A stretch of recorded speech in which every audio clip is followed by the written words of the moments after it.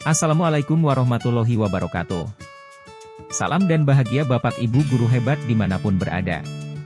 Berjumpa kembali dengan saya Satria Mandala, calon guru penggerak angkatan 9 dari SD 86 Kota Jambi. Video ini adalah koneksi antar materi modul 2.1 pembelajaran berdiferensiasi. Apa itu pembelajaran berdiferensiasi? Pembelajaran berdiferensiasi adalah usaha guru dalam menyesuaikan proses pembelajaran di kelas untuk memenuhi kebutuhan belajar individu murid. Artinya pembelajaran berdiferensiasi adalah pembelajaran untuk mendukung semua murid di kelas kita. Maksudnya apa ya? Ingat, setiap anak adalah unik, mereka punya kelebihan dan kekurangannya masing-masing. Begitu pula dengan minat, gaya belajar, kebiasaan, pola pikir, kemampuan literasi dan lain-lain. Pasti berbeda kan?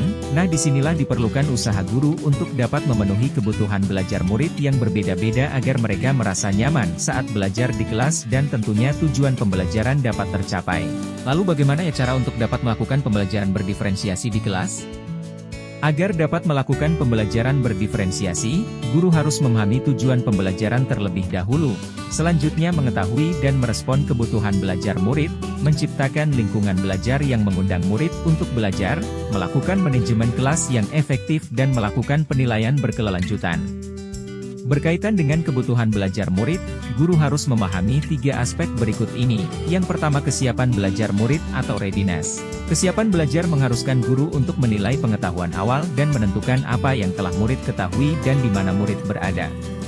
Yang kedua, minat murid. Minat setiap anak pasti berbeda-beda. Minat adalah salah satu motivator penting bagi murid untuk terlibat aktif dalam proses pembelajaran.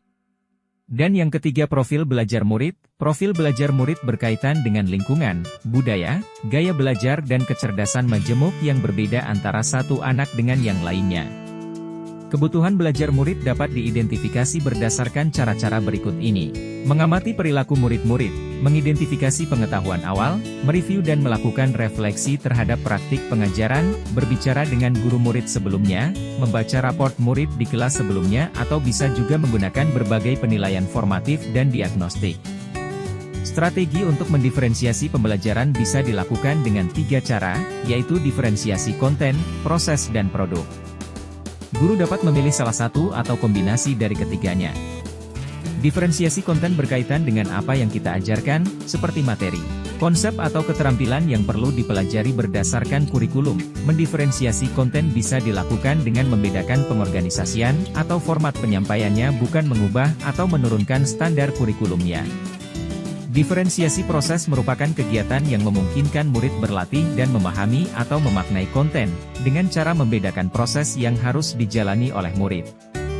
Dan diferensiasi produk berupa bukti yang menunjukkan apa yang murid telah pahami dengan cara membedakan atau memodifikasi produk sebagai hasil belajar murid, hasil latihan, penerapan dan pengembangan apa yang telah dipelajari. Lalu adakah keterkaitan antara modul pembelajaran berdiferensiasi dengan modul-modul yang lain? Tentu saja ada. Untuk dapat melakukan pembelajaran berdiferensiasi, maka guru harus berusaha memenuhi kebutuhan belajar anak sesuai dengan kodrat alam dan kodrat zaman berdasarkan filosofi Ki Hajar Dewantara. Dalam melakukan pembelajaran berdiferensiasi, seorang guru penggerak harus berpihak pada murid, reflektif, mandiri, kolaboratif dan inovatif untuk dapat menciptakan pembelajaran berdiferensiasi agar dapat memenuhi kebutuhan murid. Dengan demikian, seorang guru penggerak dapat mewujudkan kepemimpinan murid dengan menuntun murid merdeka belajar. Hal ini sesuai dengan nilai dan peran guru penggerak. Selanjutnya, pembelajaran berdiferensiasi pun dapat menjadi salah satu strategi untuk mewujudkan visi guru penggerak yang berpihak pada murid, dan dalam pelaksanaan pembelajaran berdiferensiasi antara guru dan murid harus ada kesepakatan kelas terlebih dahulu agar proses pembelajaran dapat berjalan dengan baik sesuai dengan nilai-nilai budaya positif.